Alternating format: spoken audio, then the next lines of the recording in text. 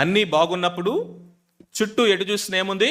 ఆత్మీయతే కనపడతా ఉన్నప్పుడు మనం స్పిరిచువల్గా జీవించడం అనేది పెద్ద గొప్ప ఏం కాదు. 4 కట్టెలు మండుతున్నాయి కాబట్టి 5వది కూడా మండుతుంది, అంతే లెక్క.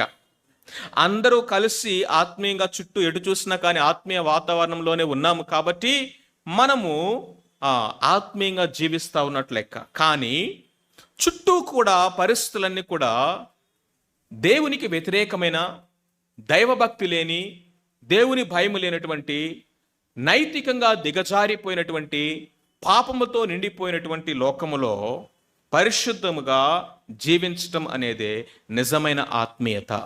That is the acid test of life. మన యొక్క జీవితాన్ని పరీక్షకి నిలబడేది ఎప్పుడంటే ఇలాంటి పరిస్థితులు వచ్చినప్పుడు. అందుకనే ఈ కుటుంబం అంత ప్రత్యేకమైనది. ఎందుకు అంటే it is a godly family in godless